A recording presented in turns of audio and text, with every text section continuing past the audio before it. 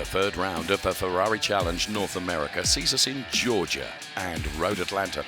The first cars on track are going to be those of the Copa-Shell drivers, the mix of Copa-Shell and Copa-Shell AM drivers ready to do battle over 30 minutes on this undulating and really rather difficult circuit to get the best out of.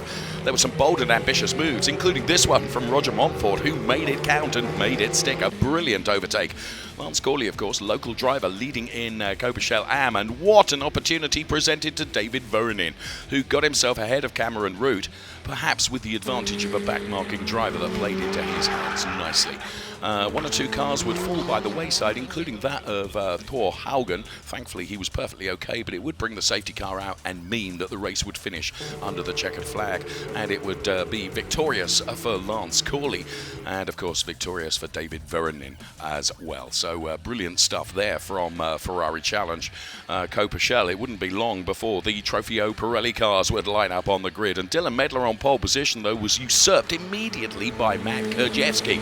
Mark Musso lost the back end of the car and very soon found himself in the gravel trap, properly beached. That would bring a small intermission to the race proceedings, but very quickly we got going once again, and Dylan Medler perhaps sniffing the opportunity of getting that race lead back.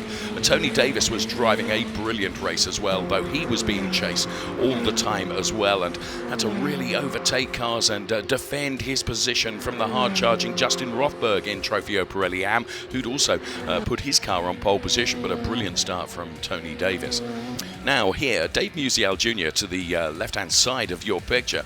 He was chasing last year's champion, Jeremy Clark, hard throughout the course of the race, and eventually his relentless pursuit to try and get ahead would pay off, and he would get into a brilliant position, although not a podium.